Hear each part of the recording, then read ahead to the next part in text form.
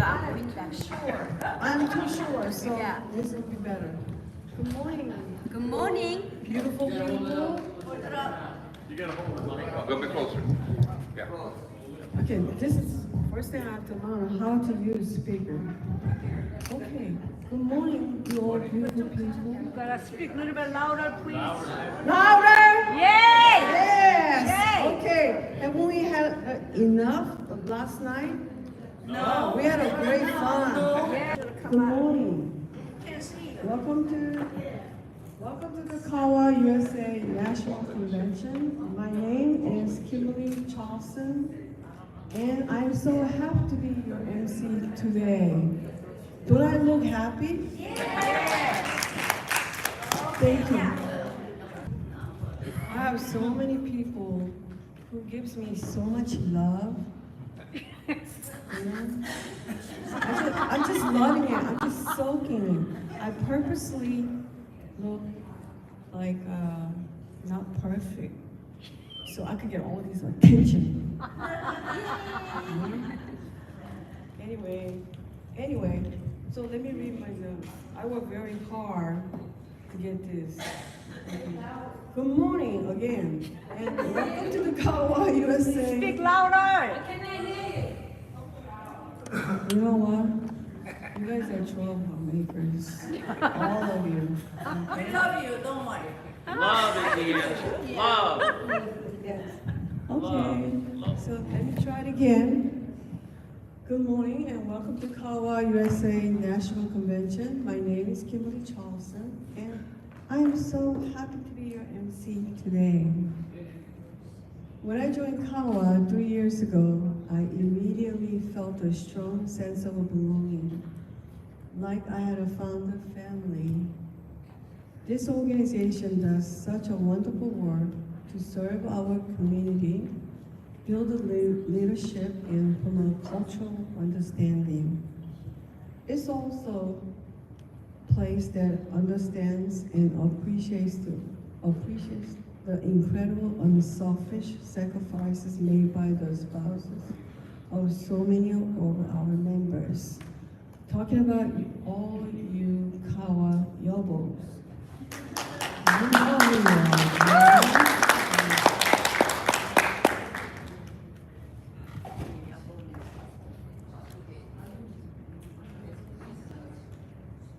So first, I would like to introduce Jessica Wiskowski. Jessica, she's the president of KAWA USA. She would like to come up here and say a few words. And of course, she's taller than myself, so she will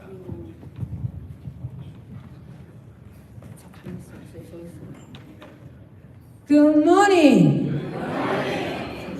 Good morning. See, you gotta hold it like this, Oh, that's what it was wrong. Okay. right? Yeah. Yeah, see, they can hear better. Yeah. You don't have to shout. If you like this, they cannot hear.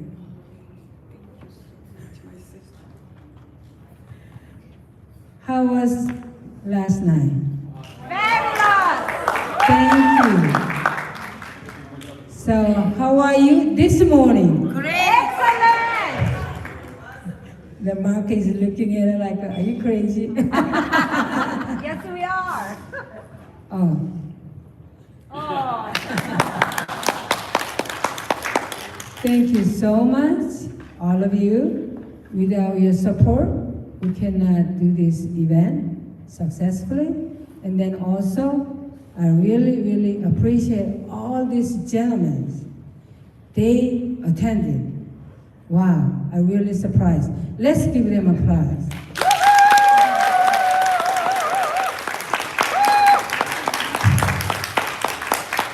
Most of the times when we do this conference, most of the 여보, 남편, they didn't come in. But today I noticed that 100% attendance. I really appreciate it. And some of you drive from far from North Carolina or Michigan, and then also Florida. Florida is, I think, further too. And then I'll drive Virginia also. Thank you so much. And as you all see, KAWA USA is a non-profit organization. So what that means, we are a non-profit.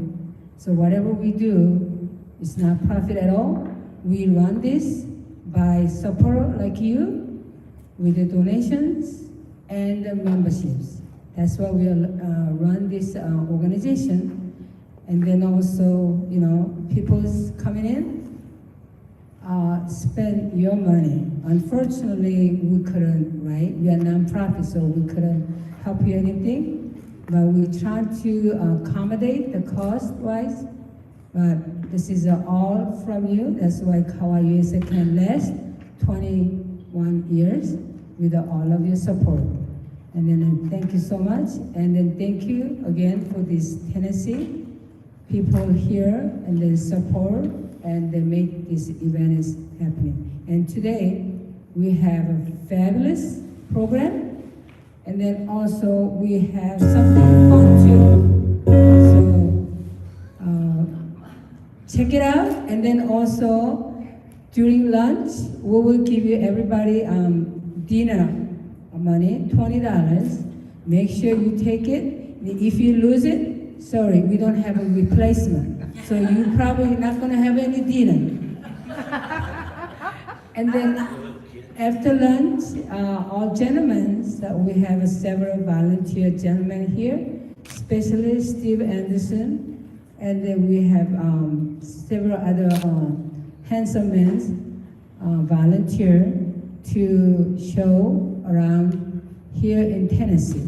So gentlemen, 여보, 남편, all up to you. You can stay here, or you can go with all this manhood, right? So at that time, so after lunch, and then also we will meet. Don't worry, we will meet you at the dinner place with your lovely, beautiful wife. Okay, and then so. Luckily, we have a nice, this Kimberly Charlson, she volunteered to this MC. Thank you so much. And then have a great time. Thank you. I should continue this because she did such a wonderful job. Speak up. You gotta speak up. You know what? I'm a soft-spoken person. Like if I did something while you're home. Oh, I got it now. Okay. Thank you. Yeah. Okay, Just so look at let's me. begin. Just look at me and channel that anger. Okay, let's begin. It is now my pleasure to introduce the chairwomen of our board of directors, young Douche Bebek, who will deliver a welcome greeting. Please, where is she? She's ready.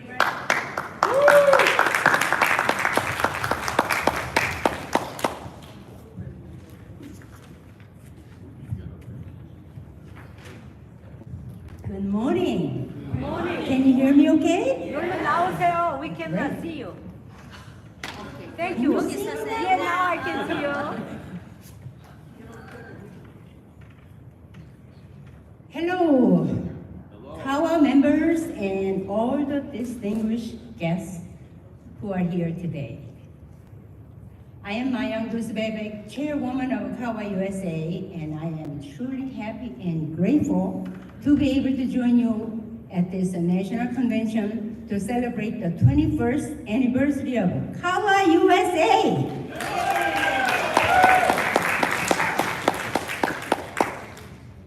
Over the past 21 years, KAWA USA has accomplished and grown so much through numerous changes and challenges. This was only possible thanks to the unwavering interest and support of our members. Thank you.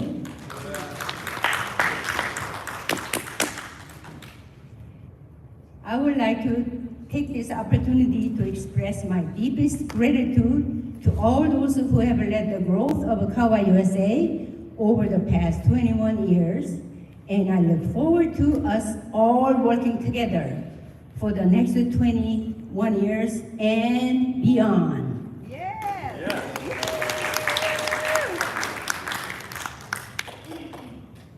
First of all, I would like to thank Veronica Anderson, who worked so tirelessly to put this event together, and our president, Jessica Wiskowski. Thank you so very much.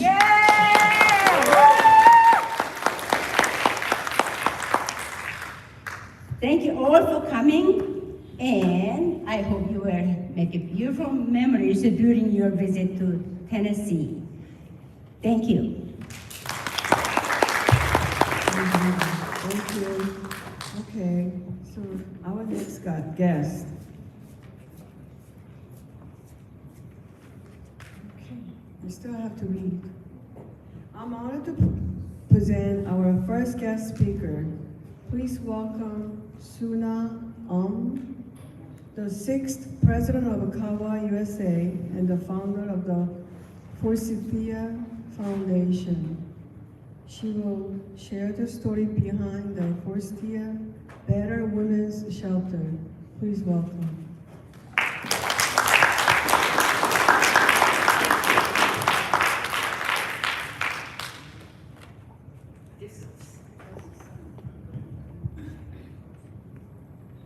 Okay, well, I like to start with, I'm a giving person, so who can name this a flower? Okay, Cannot. raise your, no, you have to raise your hand because it has, Right here, cannot. silver's not. Okay, Cannot. how you say it in English? Okay, all right, come on out. There's a gift for you.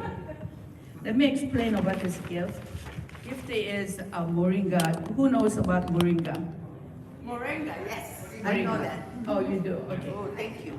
So what we do is I do farming this moringa, grow at my house in the greenhouse because it's a tropical plant. And you can Google it, or all you have to do is Google it, miracle tree. Then it will tell you what is good for. So lucky day for you. Thank you. Okay. So, oh, you can have this one too. Oh, really? Yeah. Oh, What's your name? What's your name? Oh, here's two bags too. Okay. Suki, you can bring the bags. Suki, you can bring the bags. Okay, so like I said, I'm a giving person. So those who are sitting, look at the back of the seat. You find the number. Behind the What do you chair, need to read? if there's number. You find the number can on the get. seat. Okay. No number, nothing. Suki, come here. Ticket, no laundry. Come on out. Okay. Suki.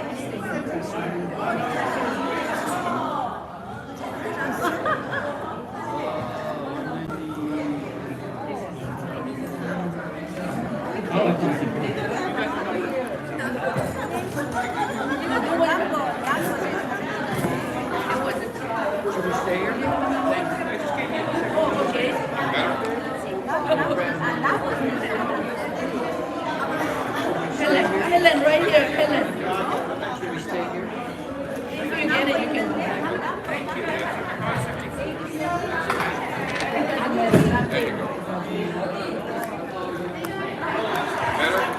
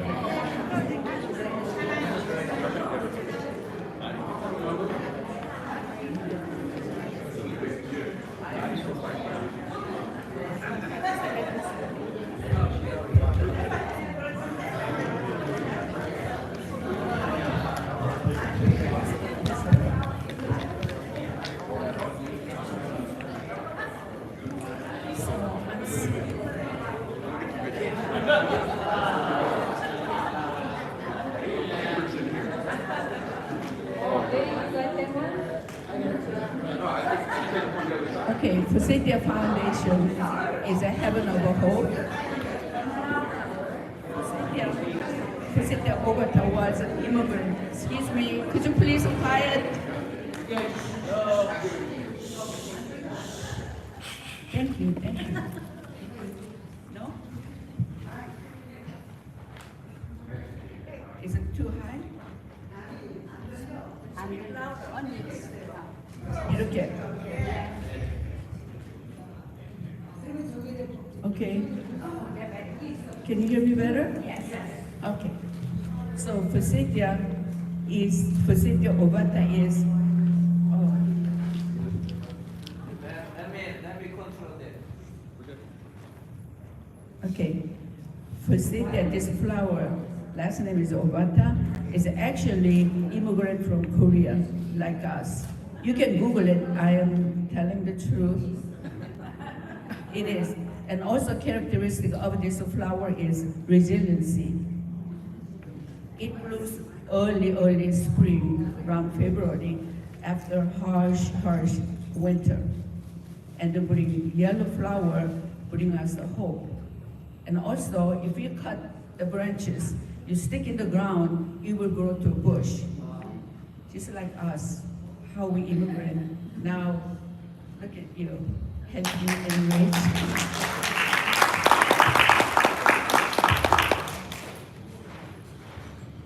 Thank you all being here today and yesterday. It was really my pleasure. I enjoyed it last night.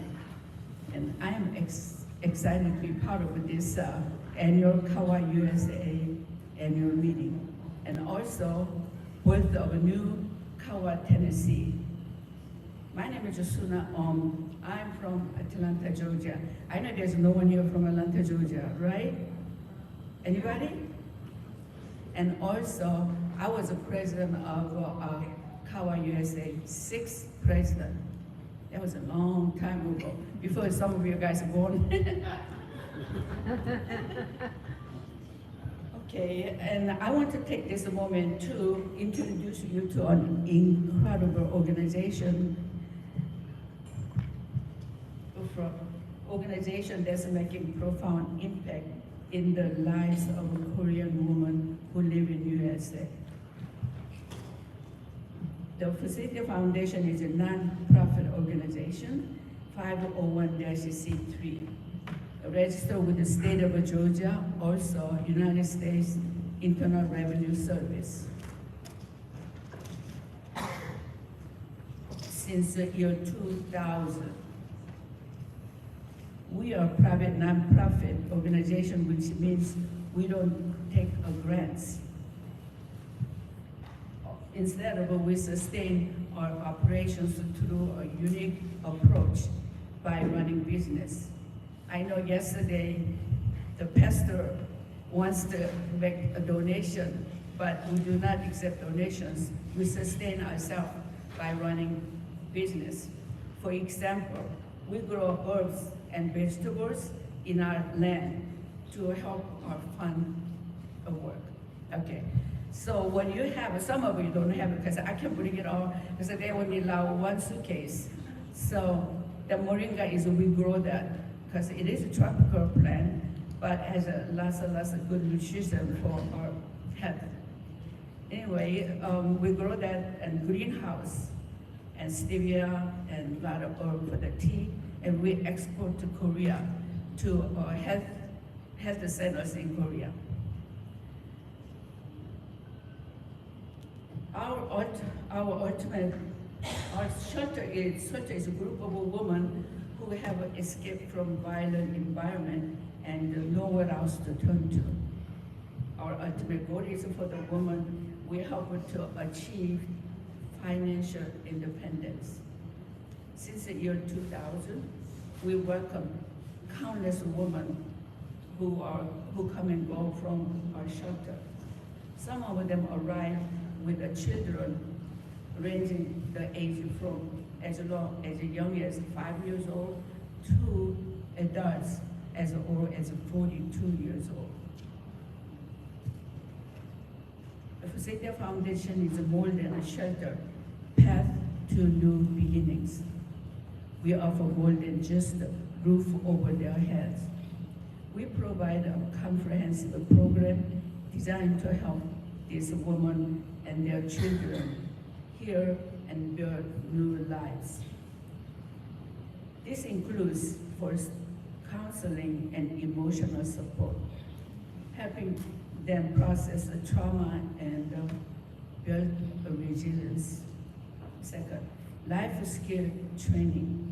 From managing finance to daily living, we equip them with the tools for independence. Job placement. Assistance, we connect with the resources and opportunities to secure stable employment. Fourth, legal advocacy. Navigating complex legal systems can be daunting. You all know that. So we provide guidance and support. Fifth, last but not least, financial opportunities for women and their children, ensuring they have access to learning that can break cycles of vulnerability. Every woman who comes through our doors has a unique story, but they all share a common thread, a desire for safety, stability, and bright future. We've seen incredible transformation. Women who arrive are sheltered, feeling defeated. Leave shelter with the confidence and holding new jobs and securing stable housing for their families. Their children who initially may have been withdrawn start to thrive in safe, nourishing environment.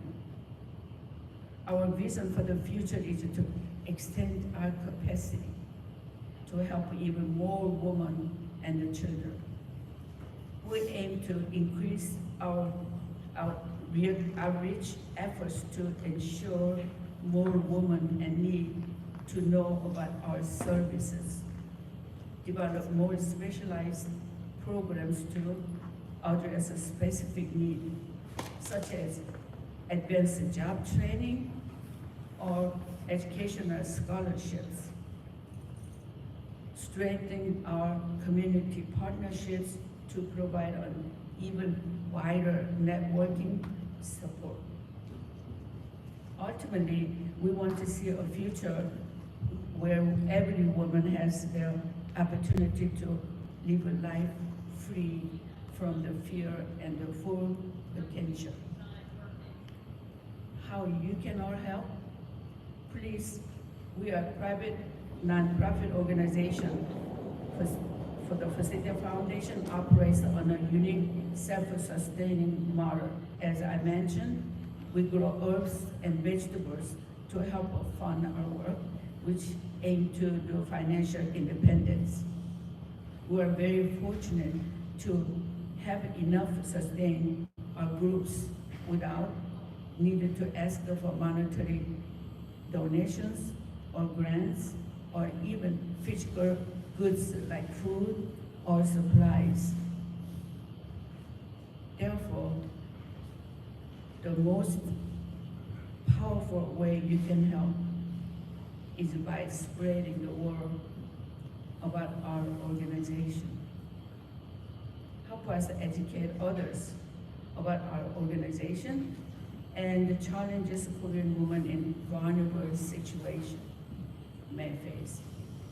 Knowing that places like ours exist, give hope and provides a crucial lifeline to those who need it most. Where our primary focus is self-sufficiency, we occasionally welcome volunteers with skills aligned directly with supporting our women and the children, such as offering professional development, workshops, or specialized counseling. If you have specific skills, that could directly benefit the woman we serve, please feel free to reach out to us. The Facility Foundation is more than just a shelter. It's a place where resilience is nurtured, dreams rekindled, and a new future begins. We are incredibly proud of the impact we've had over the 2 decades, and we are committed to continuing this work. Together, we can continue to make profound difference in the life of a Korean woman and their children, helping them cultivate independence and secure the future. You guys are so quiet. I'm gonna be ready to cry.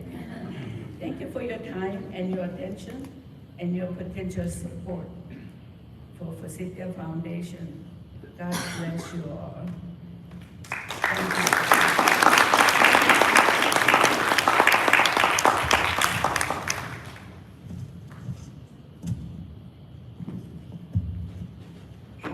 Thank you for what you do too.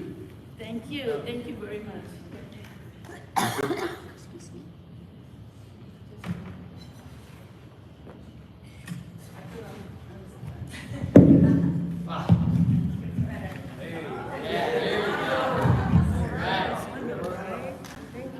Thank you. We are proud to present you our certificate. Can you hear me now?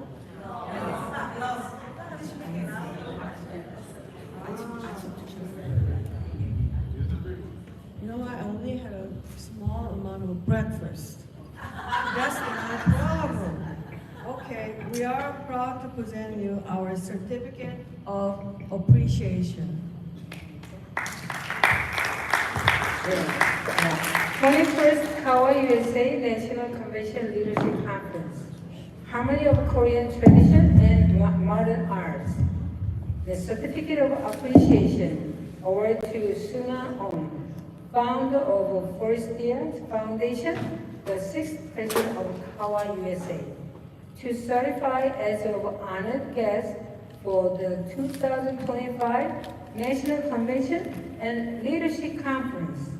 Jessica Wiskowski, President, and Myung Dusbabek, Chairwoman of Board, June 14, 2025.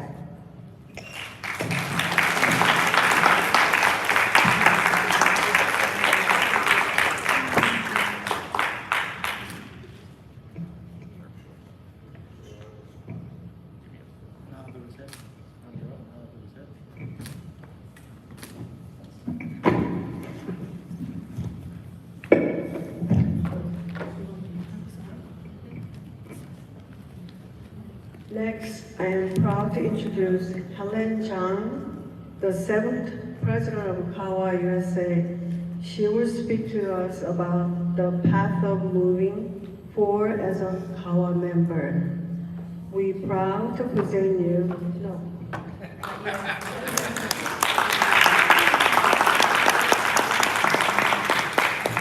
Good morning. Howdy, y'all. I'm from Texas. I'm a Korean Texan, short to Miss Cortex. 안녕하십니까. Everybody, it's so good to see you again. Veronica Anderson was living in Houston, and we worked together for KAWA Houston branch. And when I was president, she was my vice president, and she did help so much. And when she moved to Tennessee, Nashville, I came to visit her when her daughter was getting married. It was in Smoky Mountain. So I love Nashville. This is my 3rd visit, but I love this music city so much. And this time I'm really surprised how much it's grown. So it's almost like a traffic jam was like Houston, so I was confused if I'm Houston or Nashville. Anyway, when Veronica asked me to talk about KAWA USA future path, I was thinking, I came to America in 1972, and I'm living in USA for 53 years. So I live in this country much longer than in Korea. So, but I'm going, as I get older, they have a dual citizenship if you are over 65. So I took dual citizenship, so I'm voting both in America and in Korea. So because KAWA, our thing is we are the bridge between Korea and America. I still remember when I was become a citizen of USA, the judge said, you all are like a big salad bowl. So we have cucumber, we have carrots, lettuce, onions, and all this make it together wonderful salad. I think that was a very good way put together, become American citizen. So I came to America because I married a non-Korean. And when I came here, so the judge told me, America is your in-law country. So now Korea is my 친정, mother's country. So if you think that we have to be in between bridge, and we have to understand, instead of saying, am I Korean? Am I American? You have to think, let's pick the both good culture, and we're gonna be a double cultured. We are better than one side. How many Americans don't speak Korean, right? How many Koreans speak both language? Now I live in Texas, I even speak some Spanish, I speak 7 languages in cussing. So, but that's mean I'm fluent. But we KAWA members, we are very encouraged women. When we come here, when we are young, doesn't know anything, came to America, and we live better than most American nature because we work so hard. So average Korean Americans, and we also bring lots of sisters and brothers, and there was a big K culture now is popular. So everything in New York, any city you go, K food, K restaurant, and they charge you so much money in New York, they line up all Americans trying to have Korean food. And Korean K-drama, Americans know better than us, and they say, Americans say, Oppa, we are very much better position than 53 years ago when I came to America. We KAWA members are much better position to show that we are very proud. We are the bridge between Korea and America. And now our children, it's global world. They all married non-Korean or Korean, but they don't speak, Korean language. They speak more like just American. So what we have to do, our children, we are the first generation, right? But we need to teach 1.5 generation, second generation, third generation. We have to teach them Korean culture, Korean language, so they can communicate and they can become our proud KAWA members and their children. So they speak both language. We will be always a nice bridge to make alliance between Korea and America. So our KAWA future path will be, we have to bring more members, not only first generation, but 1.5, second, third, and has to go on and on and on. Plus, our KAWA members, we all have something in common, right? We left the country, we married non-Koreans, we make our own beautiful home here, and so most of us are successful, but only thing as we get older, we have to be healthy, and then we can all, we can share this common sense.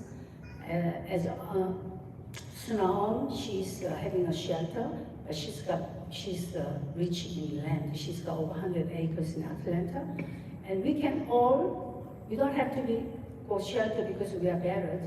But when we become alone, like me, I become widow 10 years ago.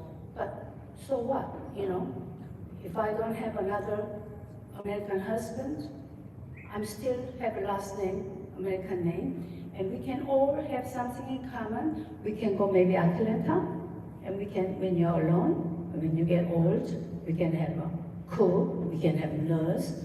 I think we should be not only shelter for married women, but our KAWA members can spend our rest of life if we come 85, 90, 95. 500, whatever. You can still move, you know, have a dance and have a good food. So I think that's the way we should all get in very close contact, not only once a year this conference, but in Kato, whatever.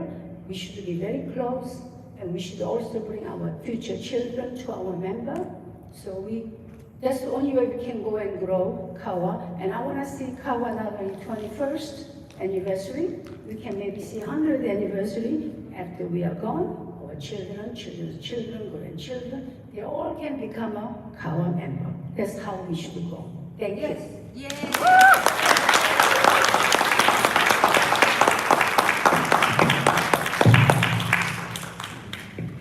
감사합니다. Thank you so much.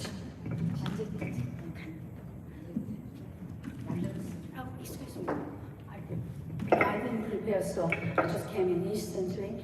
But what I want to say to you is that every city you live in, we should get involved. Involved in politics, in American politics, Korean community. I am a very proud member of KAWA, but I also serve Korean community in Houston for over 35 years. And now I become a councilwoman for City of Mayor, Whitmire. So it's Asian council member. It's called AAPI, American Asian Pacific Islander. So I am one of the 2 Korean council. So what I'm saying is you should get involved and let what Korea know and what my husband country, I'm involved. And they really like it. So for example, I made Houston and Korea, Ulsan, sister city. Took me 7 years, but somehow I got it. And I asked the mayor of Ulsan, you know, you should give a gift to Houston since we are sister city. So I got $500,000 and I'm building in Korea in the park, Korean pavilion. So I'm very proud. I think it will be finished this year in August. So what I'm saying is, let's all get involved in local, statewide, federal-wide, doesn't matter. We should be involved and help let Korean American Women's Association know.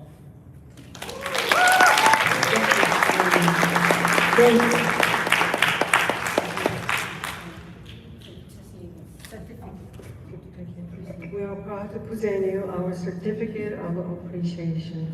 Thank you so much.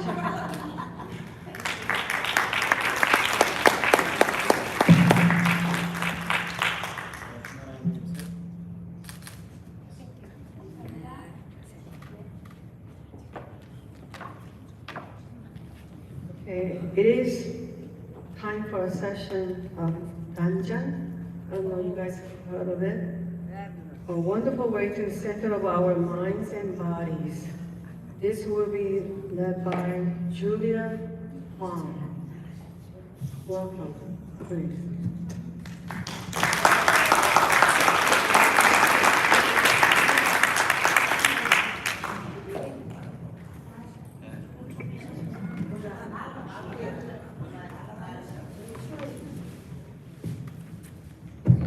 Thank you so much giving me a chance to be here. Very honored, great honor to be here. And also, I was an honored member of the Korean American Women's Association in Detroit, Metro Detroit, Michigan. Okay? Yeah. Let me introduce you very briefly. I was a former president of the Korean American Metro Detroit, 2015 and 16. And now I'm in charge of the Federal Midwest Korean American Association, Vice President, last year and this year, 2 years. So thank you very much. At this time, I introduce very proud of our ancestor, our Korean, the culture, the method of the healthy forever in your life. Okay? Then you can every day you can practice that you can be a much younger 20 years. Then you can live much longer, whatever you expected. Okay? Could you stand up, please? And if you wear the high heel, could you take off that and set aside? And then you can get some more space, little bit, yeah, little bit more space. And this time the 단전 호흡. 단전 호흡 means that low abdomen breathing, and you can meditate is spirit and heart in your body. Okay. First of all, we can do KAWA, open acupuncture pressure point from the top to the end. Okay. Follow me, please.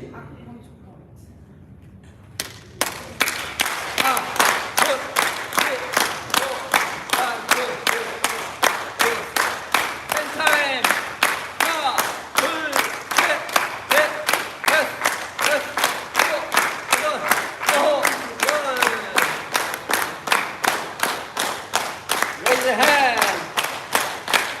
Raise your hand. Left side. Left side. Under. Right side.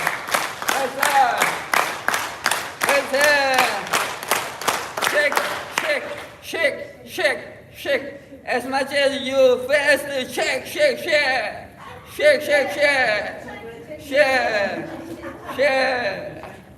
Yeah, that's release, relax. 1, 2, 3, 4, 5, 6, 7, 8. 자, 여기서 1, 2, 3.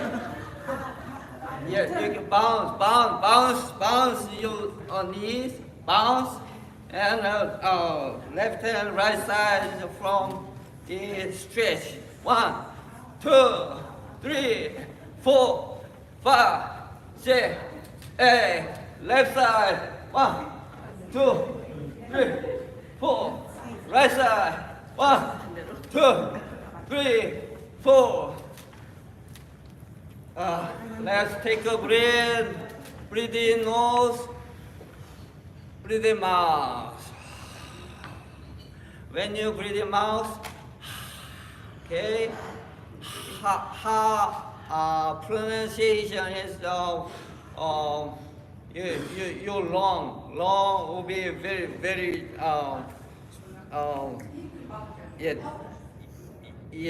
take out all the bad energy from your lung. Okay, breathe in nose, breathe in mouth, breathe in nose. Breathe in mouth. Let's tap. Peke. Follow me. Peke.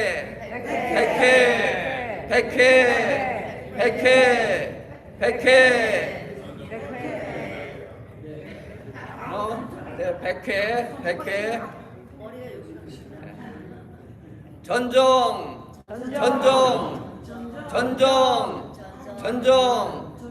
인당. 내려와서 얼굴도 두드려줘요. Face, you can tap your face, all of your face. Okay, face. Now between nose and lips, 인중. Tap it, chin, and very deep here. 천돌.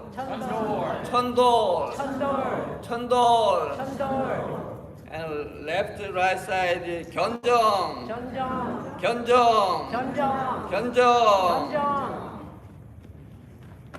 hold. 하나, 둘, 하나, 둘, 하나, 둘, 하나, 둘, 셋, 하나, 둘, 셋, 하나, 둘, 셋, 하나, 둘, 셋, 하나, 둘, 셋, 하나, 둘, 셋, 하나, 둘, 셋.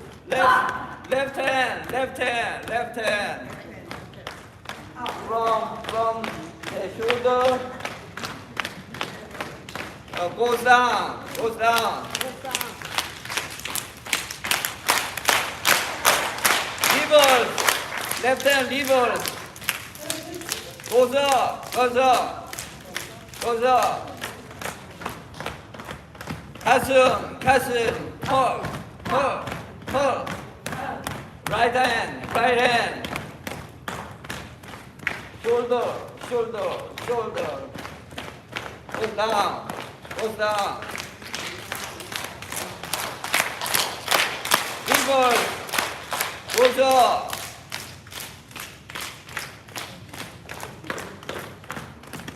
One more time. 하나, 둘, 셋. 하나, 둘, 셋. One, two, three. One, two, three. Here, low belly. Here, low belly, abdomen. Okay, low abdomen. Slightly bend your knees. 10 times. 하나, 둘, 셋, 넷, 다섯, 여섯, 일곱, 여덟, 아홉, 열. Yeah, somebody get out some gas, right? Continuous. Here, kidney,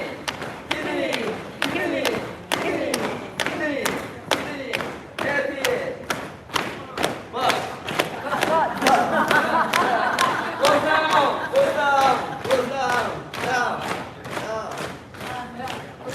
Now front side, goes up, front side. Much wider, goes down, outside, goes down, inside, goes up, inside, abdomen, low abdomen, 10 times, 하나, 둘, 셋, 넷, 다섯, 여섯, 일곱, 여덟, 아홉, 열.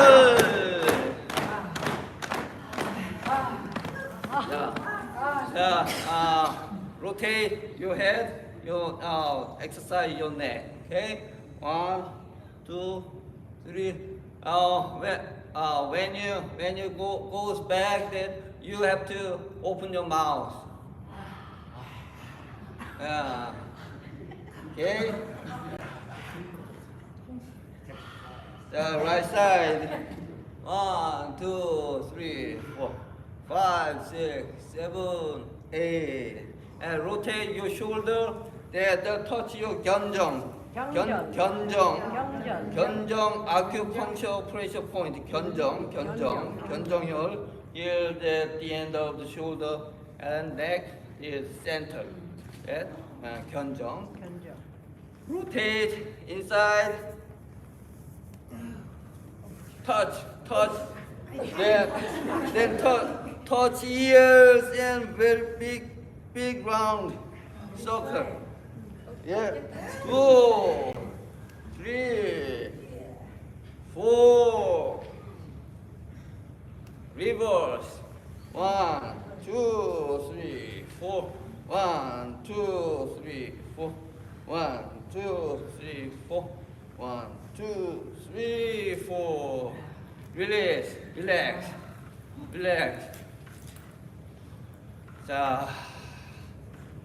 So take would you please take a seat?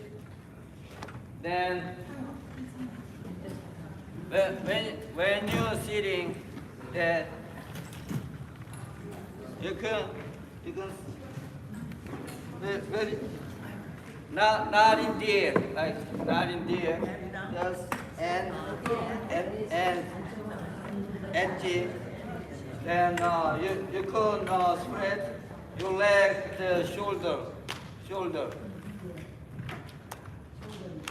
width, and straight back, and chin will be hold, and see 15 degrees for front, 15 degrees, and little bit smile, and see, show your teeth, smile, smile, okay? We're gonna have the meditation 1 minute with very tranquility, the music, okay? Then I will direct you that follow my mentioning that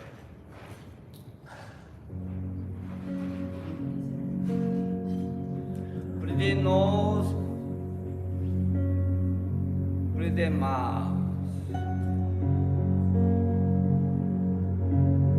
Breathe in nose.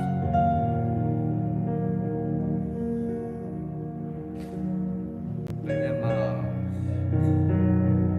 Breathe in nose. Breathe in mouth. And see me that your finger, 1, 2, 3, 3 finger together very lightly. 3 finger. 삼지법, 삼지법. 3 finger. Then lay down your leg on the knees and straight back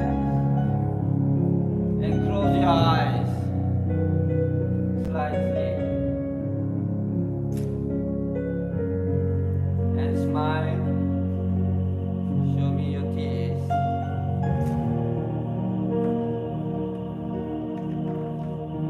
And keep very calmly breathe in nose and breathe in mouth. When you breathe in, push low abdomen. When you breathe in mouth, go back your abdomen to the back. Breathe in nose, the mouth.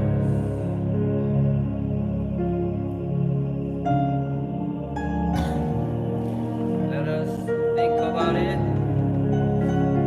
Who am I?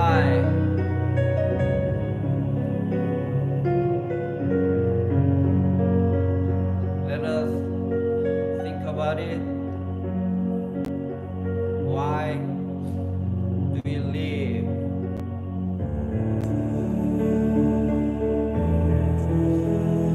Let us think about it. What I'm doing.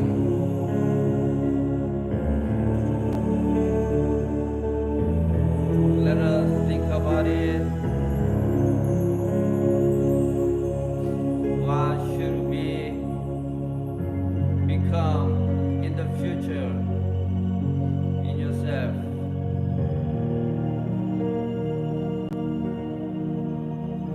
Let us think about it. What purpose of this my life?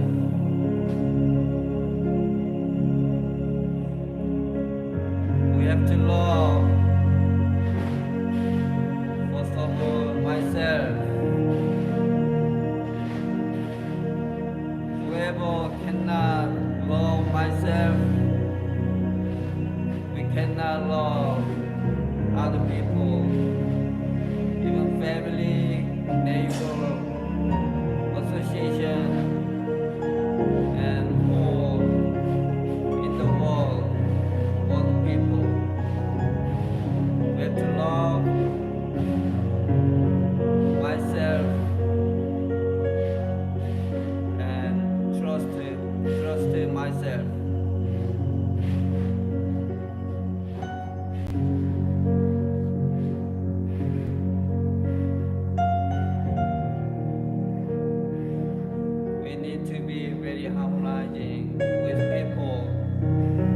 any fight, without any war, without any jealous, without any greedy in my mind. Share your talent, share your ability, everything we can share together, then we can make very peaceful world on the earth.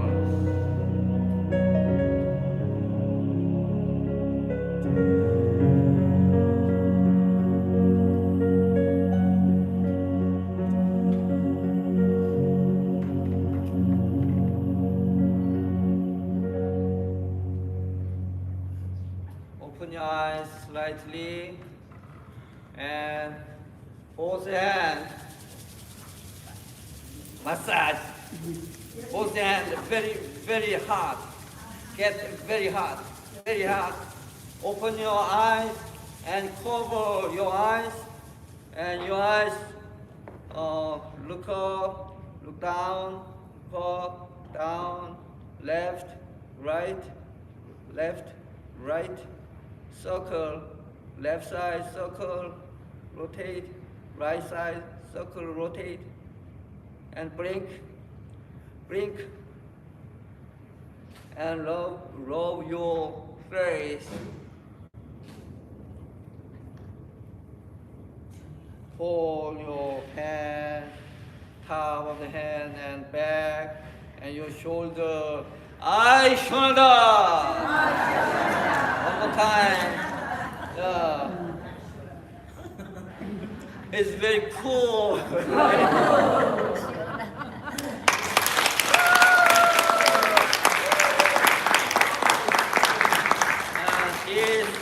Is method of the from my ancestor, very old ancestor, over 10,000 years old, over there.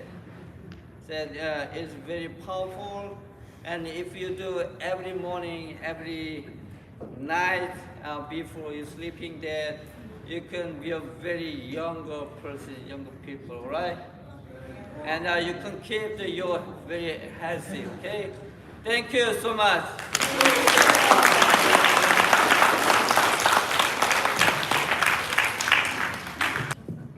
That was wonderful, huh? We really needed it. And we have now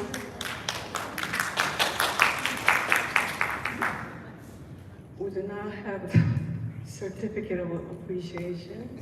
With a Miss Ab. I'm expecting you next. With a fat package, special package for you. Thank you so much. Okay, it is now time for us. I am delighted to introduce our next speaker, Sun Layburn. She is an associate professor at the University of Memphis, Department of Sociology, and will be sharing her lifetime testimony. She is the author of a book, Out of Place, The Lives of Korean Adoptees and Immigrants. Please come forward.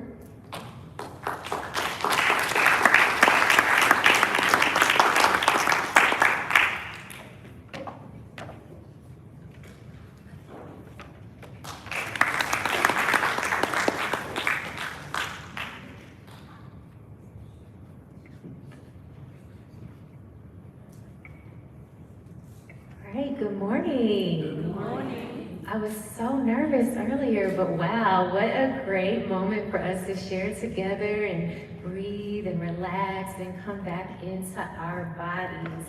Well, it is such an honor to be here with you this morning. My name is Sana Laybourne. I'm an associate professor of sociology at the University of Memphis. I am a Korean adoptee, and I'm also a plant mom.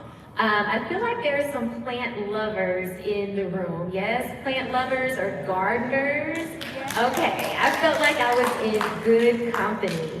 Well, it was during the pandemic for me that plants became my hobby. So many of you, if you remember back to 2020, maybe you were baking bread or getting a cat.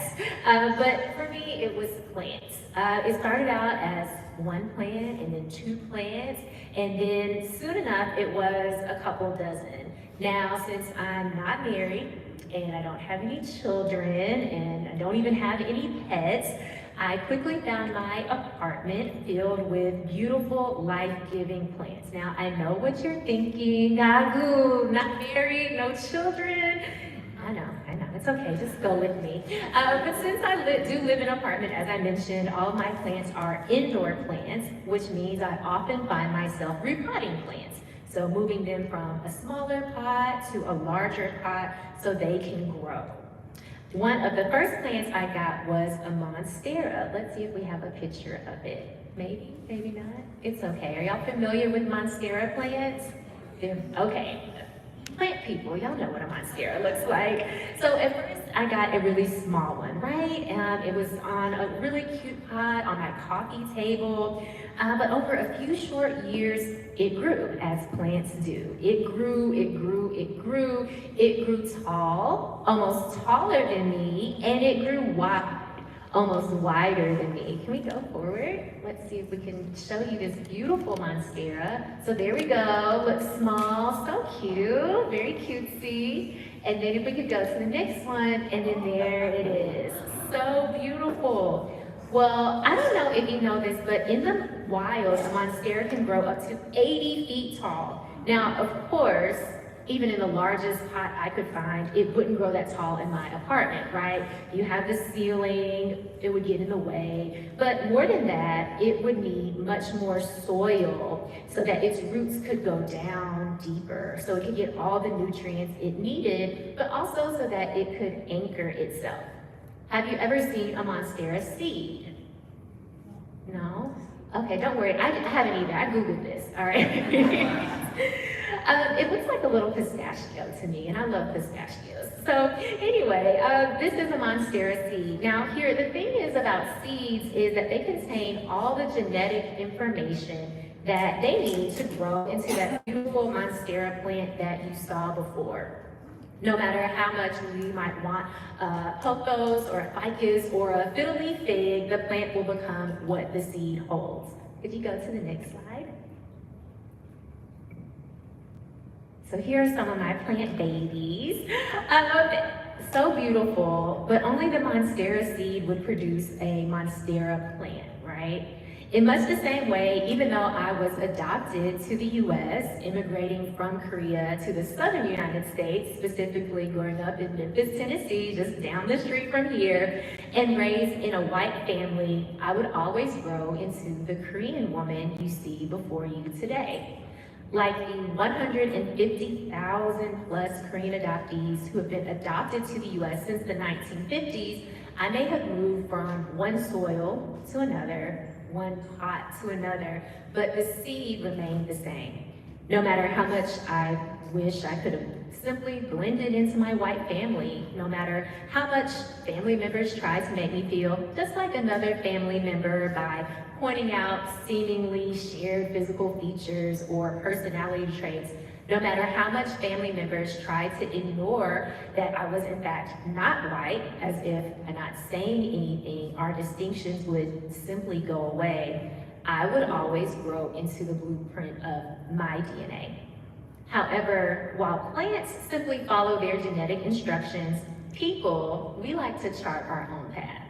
As a sociologist, in my research about the Korean adoptee experience, among adoptees that I've interviewed or surveyed, there are a few things that we share as we make sense of what it means to be adopted and Korean, particularly as we find ourselves in families, communities, and countries that often make us feel a little bit out of place.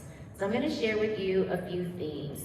So some adoptees do desire to simply blend in with their families. They think nothing of their Korean heritage. They aren't really interested in exploring their Korean heritage. They're not interested in returning to Korea, connecting with other Korean adoptees, or searching for birth family. They maybe have some limited or sporadic interest in these things, but for the most part, they've decided that where they belong is with their white families, with their white friends, in their white communities. But even among these adoptees who would say that they're white, just like their family members and friends, they still experience being made to feel out of place, of moments where their Koreanness marks them as different and not in a good way. They may feel like they're at home in whiteness, but they also acknowledge that others don't always see them that way. Now, some adoptees do explore their Korean heritage. They embark on learning Korean language, they travel back to Korea, they may even live there for a period of time, and some even successfully search for birth family.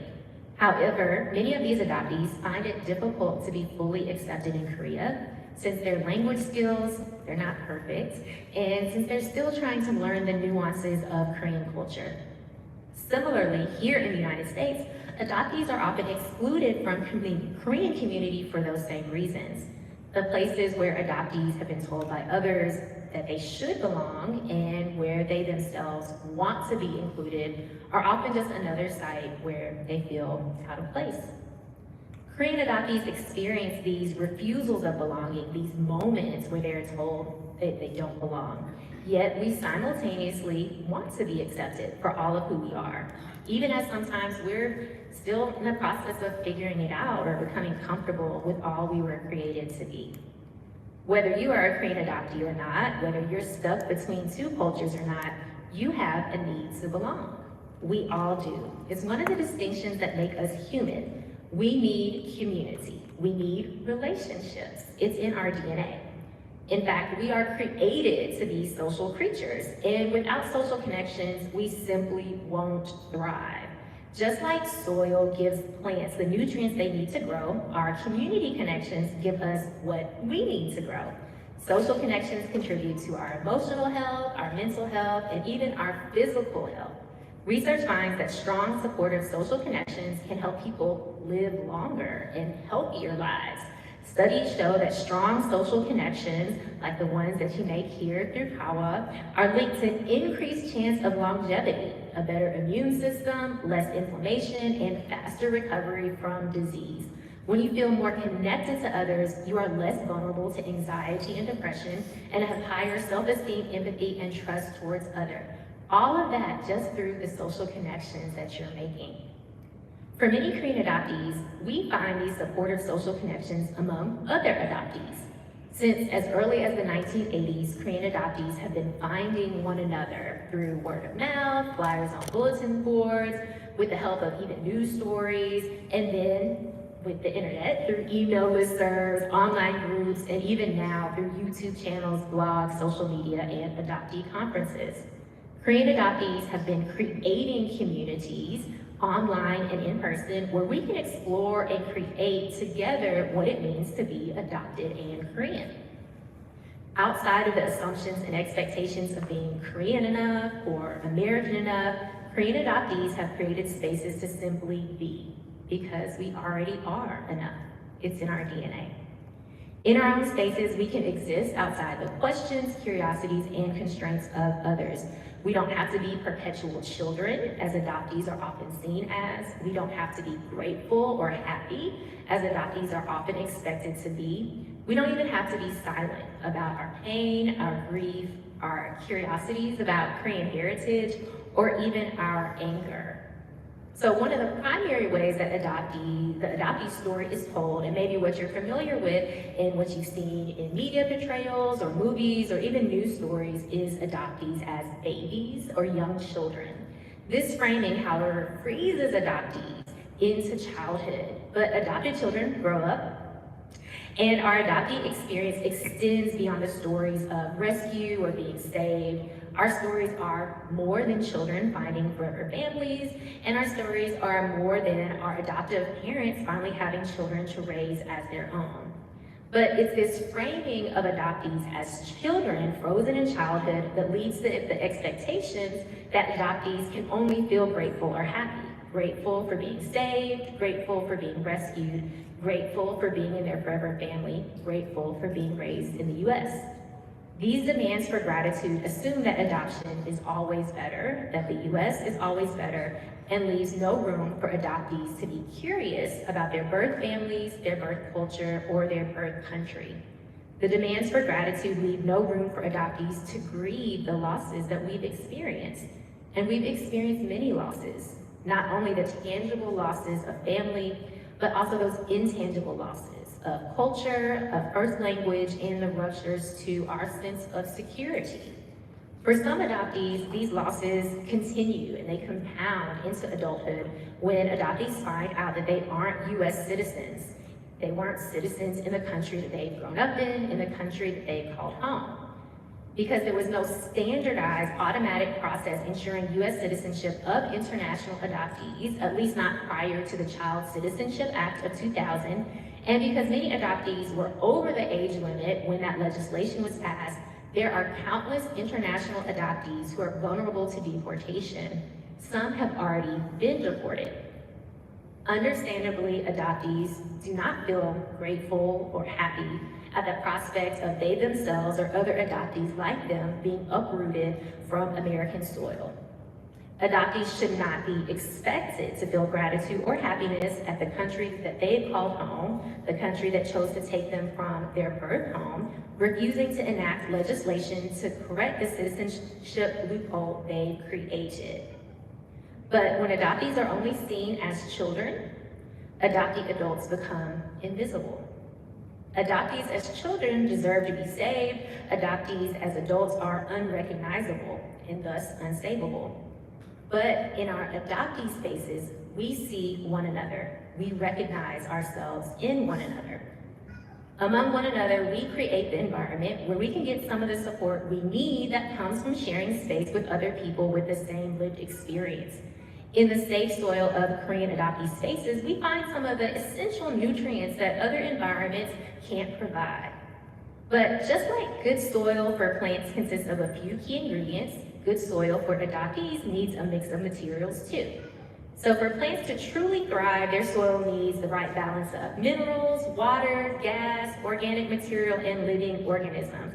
And we too need more than just our adoptee spaces to nourish us.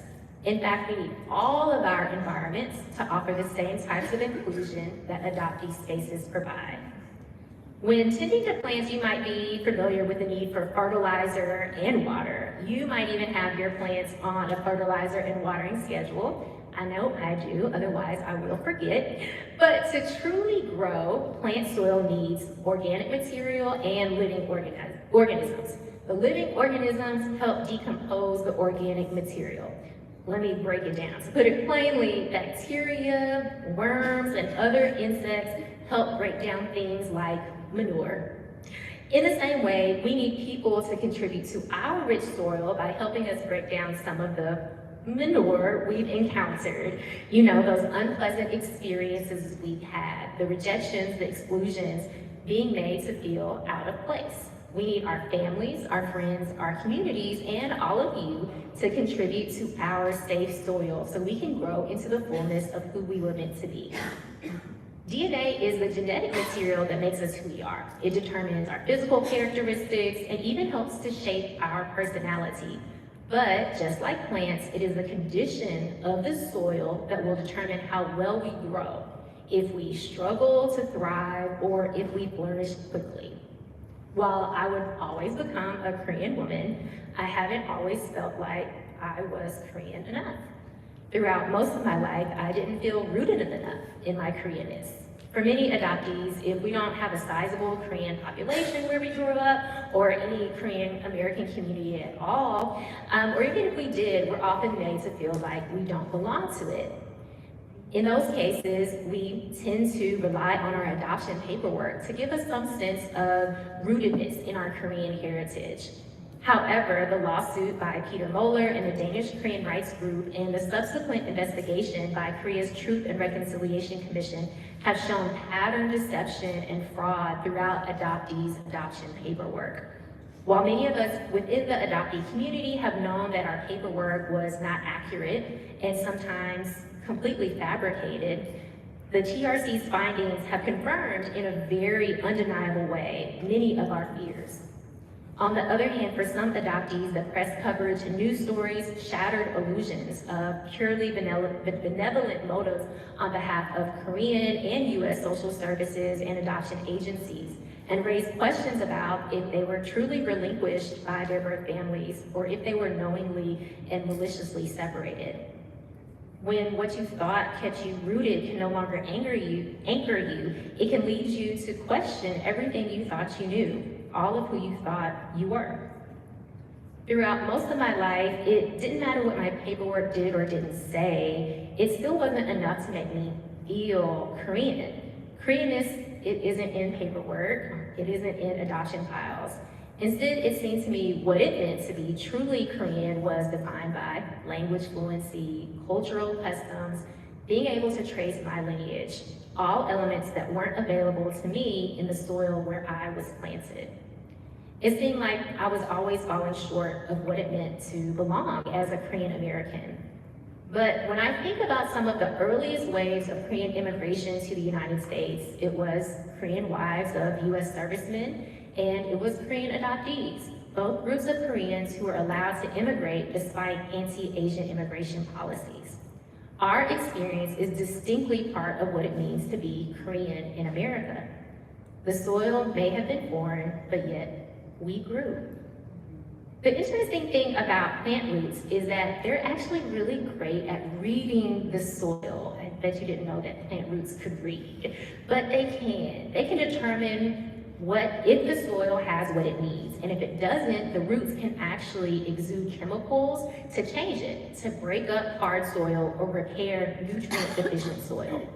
In the same way, even though I found myself in soil that was sometimes hard or that didn't have the nourishment that I maybe didn't even know that I needed, I am determined to create the space for my roots to grow. I learned that even if the soil doesn't have everything I need, the seed still does. The thing about seeds is that they contain all the genetic material that they need to become the plants we see. Sometimes it's just a matter of embracing who we were always meant to be. Plants, they simply follow their encoded blueprint, but sometimes we need to decide it's okay to be who we already are. So even though I may not speak Korean or be able to trace my lineage, even though I maybe only started celebrating Chuseok a few years ago, and I can only cook a couple Korean dishes, every day I wake up as a Korean woman, adopted or not. But imagine how much more we all could grow if we saw ourselves in one another, recognizing our shared seeds, and committed to creating safe soil where we all can thrive.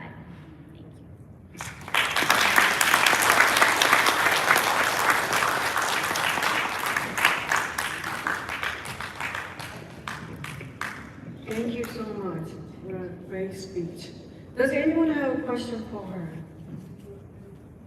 So, lots of adoptees that I was working in Houston, Texas, and they had a problem with they were not registered, they don't have a birth certificate.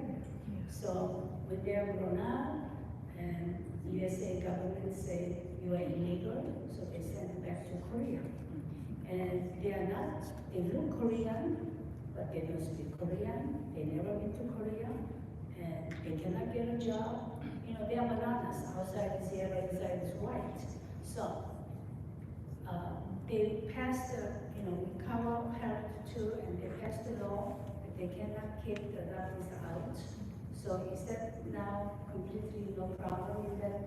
I didn't follow behind there, Yeah. All right, okay. So currently there are still Korean adoptees who don't have US citizenship, right? So even though Korean adoption began in the 1950s, the process of adoption and the process of citizenship are two separate processes. So there were decisions made to allow the adoption, but then not the same decisions to ensure that adoptee citizenship was secured. So up until, again, the Child Citizenship Act of 2000, adoptive parents had to know that their children were not US citizens. So many parents did not know. So they did not know that they needed to go through just the same immigration and naturalization processes. So currently, there are still countless international adoptees who don't have U.S. citizenship, because once that policy was passed, it only covered international adoptees who are under the age of 18 at the time that that bill was passed. So as you can imagine, with Korean adoption starting in the 1950s, there were many that did not fall under that legislation and are still currently vulnerable to deportation. Yeah, I have one more question. So they also started trying to look for DNA, looking for the natural parents. So they will give their blood donations, and sometimes if they get sick, they can donate their bone marrow or the blood samples. So the DNA, it's quite expensive, but whoever wants, there were organization pays for that, and they will store their DNA, their blood samples. So they're trying to look for natural parents. Is that still going on? Yes, it's tricky because Korea has some very strict limitations around how long DNA can be stored, but also in terms of searching for birth family in Korea. So if you are a birth parent and you know your child was missing or even stolen, or other ways that your children are no longer with you, you have to. The last update that I had was that you had to have filed a police report at the time that your child went missing in order for you to submit your DNA to a police precinct in Korea.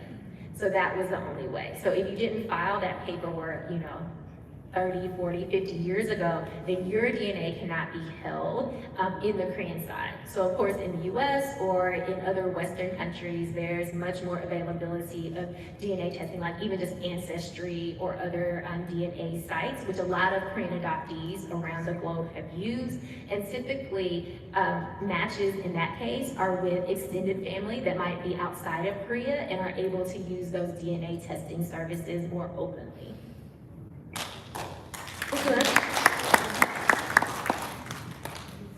Hi, I have a short question, and years ago, many Korean children come to America for adoption, but I don't know we still have that, even a small amount. Very, very small now. So Korea started to, had made many commitments over the decades, starting in the late 1980s, to end Korean adoption, and it did very much slow down after that.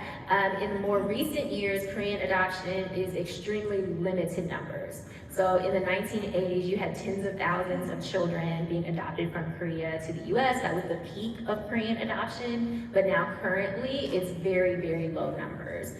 Korea is trying to place Korean children in Korean families. The reason I ask that because in Korea, we have really not many people, young generation, they having a baby. By law, why do they send out to America instead of they keep in Korea? It's a politic reason, but that's what I want to know, if we still have some. Yeah, it's very limited adoption numbers to the US. So in fact, Korea has made changes to some of its policies in order to keep children in Korea and try to find Korean families who are willing to adopt. But I think it's also still very stigmatized in Korea to adopt children outside of your family. So I think there's also some cultural barriers within the Korean side around adoption too. So I know in the past several years, there have been lots of campaigns by like famous Korean actors and actresses to promote adoption within Korea. I'm curious about your name. Maybe I missed it at the beginning. Were you given a Western name when you were adopted? And you are listed as Sun Ah. Do you prefer that now? Does that help you connect with your Korean identity more? Thank you for that question. Yes, so I was given a Korean name at birth, Sana. So that is the name that I actually legally changed back about 7 or 8 years ago. And it's actually fairly common for Korean adoptees to reclaim their birth name. Some do so just socially, and then others actually do legally change their name.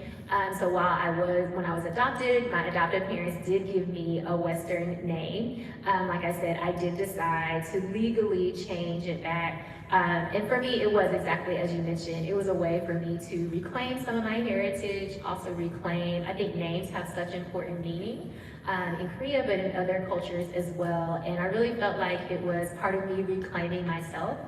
And also to add this, according to my paperwork, which of course, there's lots of hesitancy around assuming that your paperwork is 100% accurate.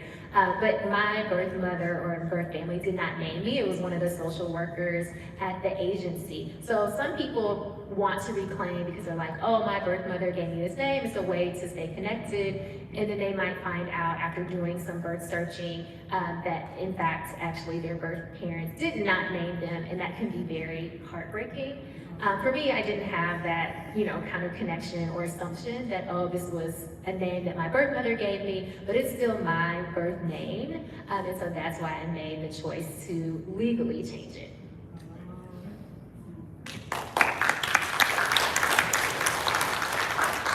I also have a question. Although I adopted my own niece and nephew, my question is not about adoptees. My question is more just the day-to-day lives living in America. I am taken by tall, hazel eyes, wonderful American men. And so whenever I travel, when we were young in love and holding hands, most of the public received us as a couple. But as we added our children and going on a vacation or cruise, and most of the people, what I'm saying is the public views us as Korean family and this strange American. So they always cut the line in front of my husband. So stop here. And then the rest of the family goes there.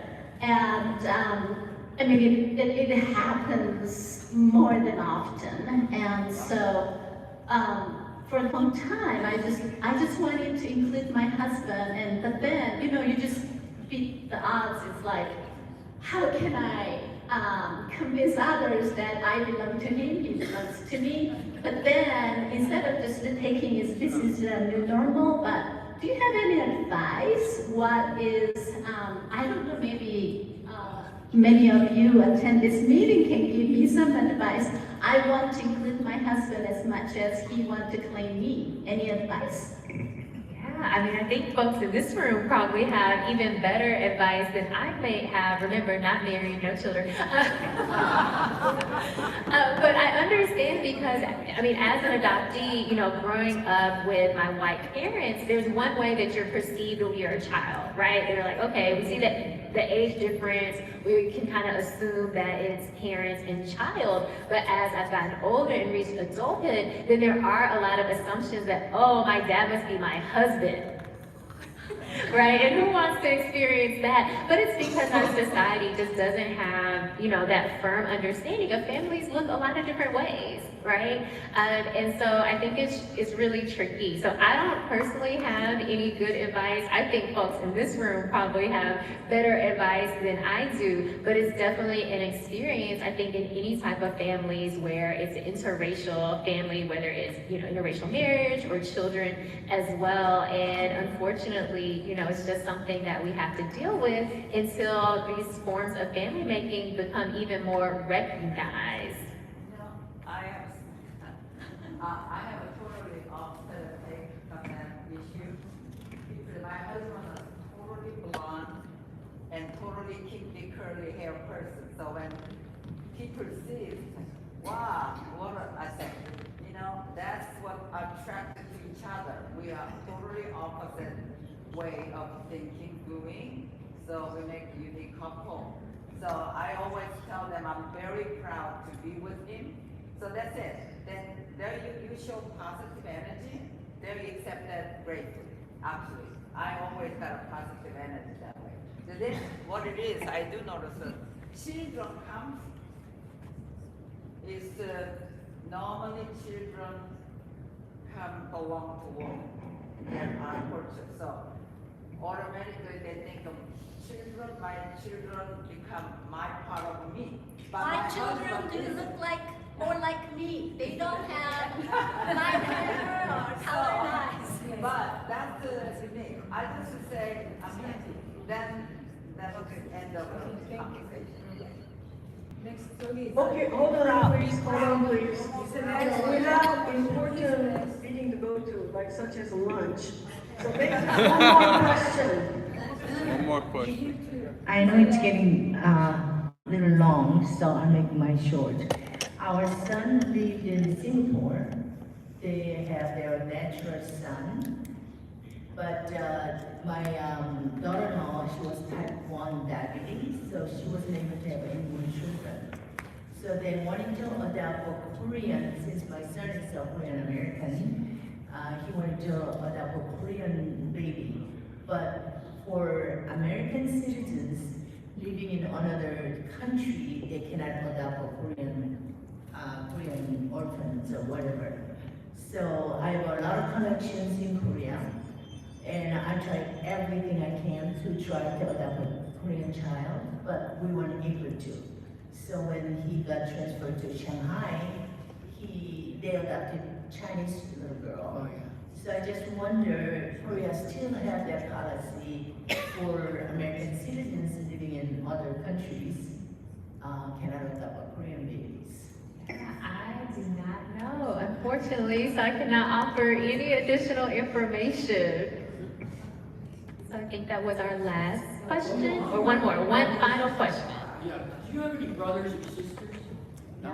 You were an only Just child. one. I mean, one is enough.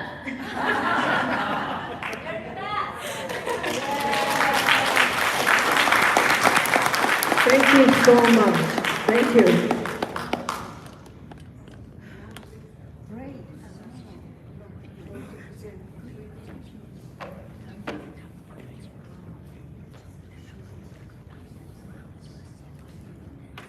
We are proud to present you our certificate of appreciation.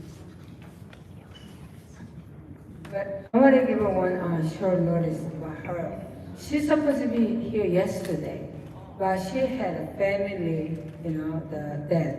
But she committed it, so she showed up today. I was really, really thankful. Her aunt is like a sudden death, but she has a commitment, so she showed up today. Please give a round of applause again.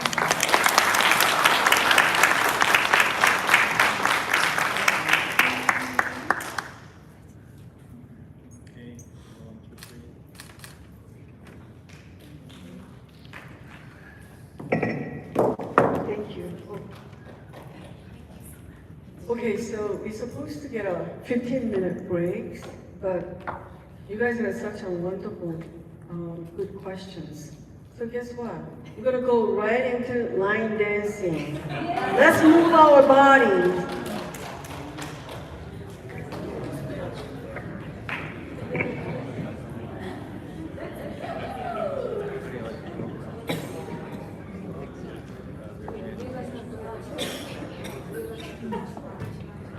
Our chairwoman, Young Dusbaba and Andrew.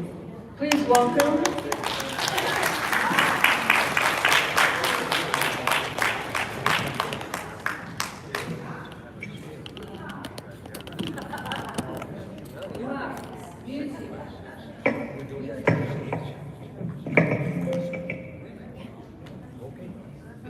Guess we're going this way.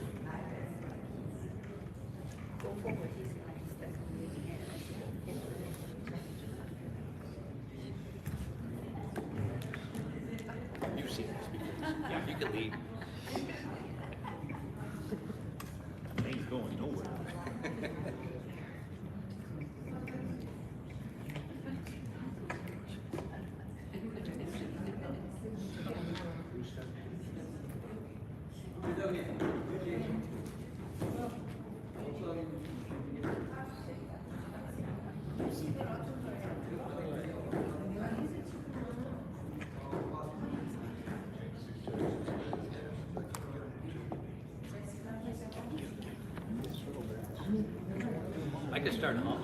Wishing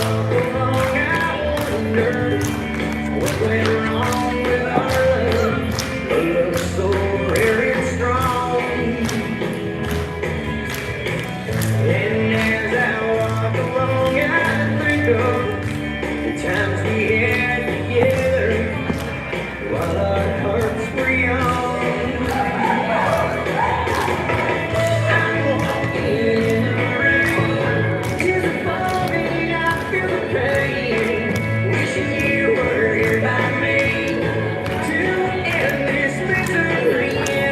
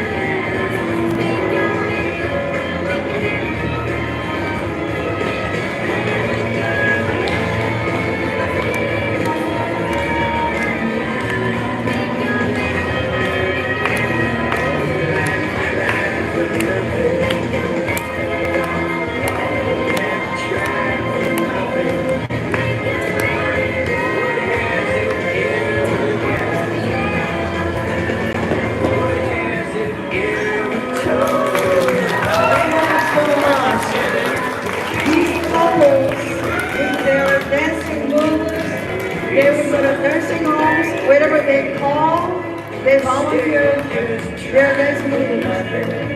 Thank you. Thank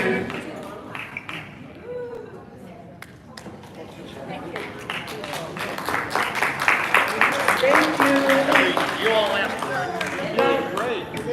Andy. Two songs at once, so. Andy.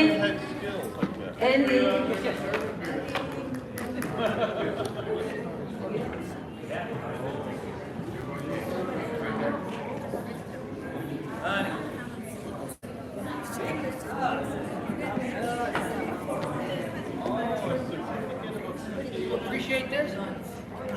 Yeah, I don't know you heard or not, the Young and Andrew, they do this every year during the holiday time, goes to nursing home and whoever, they do perform this for the volunteer and they make them feel happy, right? And enjoying and dancing. It's cheap entertainment. So we present the appreciation.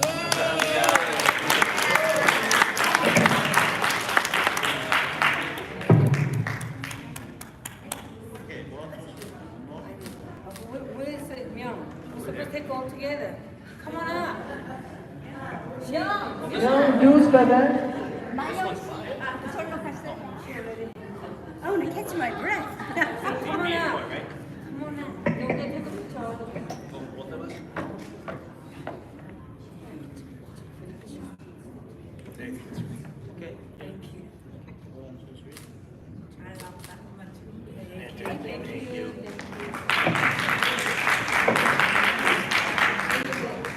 Group photo.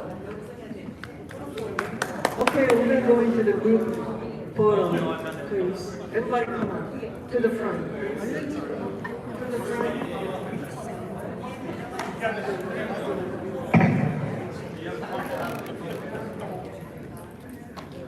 Group photo time, everybody come on up. We need your beautifulness, especially you, Steve.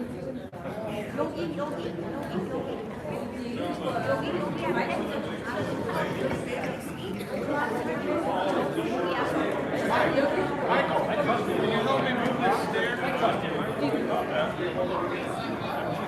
So now we have the photographer from Michigan. He will instruct you. So you can all come out. Everyone come out. It's gonna be probably this is gonna be the bed.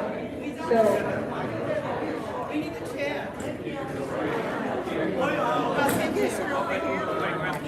So we need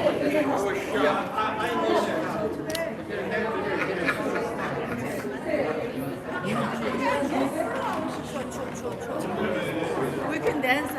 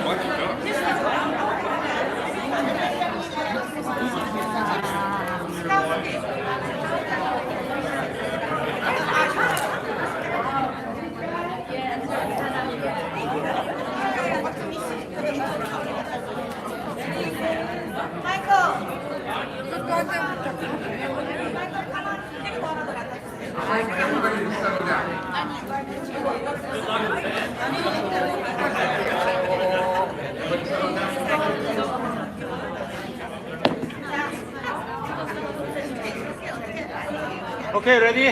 No, I'm trying to get in.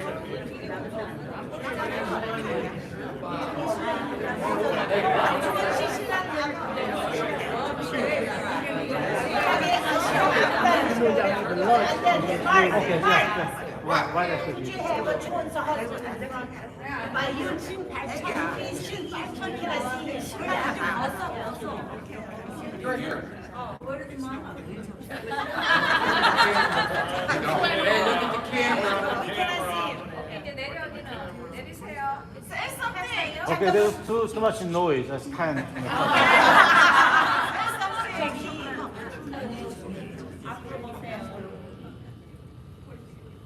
What's wrong?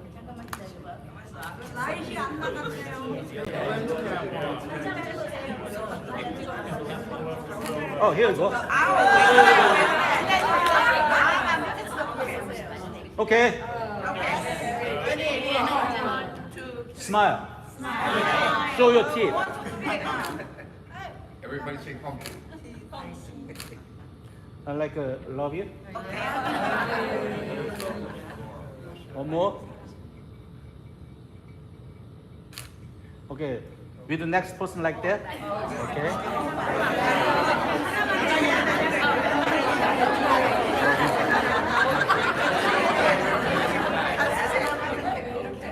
Okay, last one. Okay, 1, 2, 3. Oh, hold on.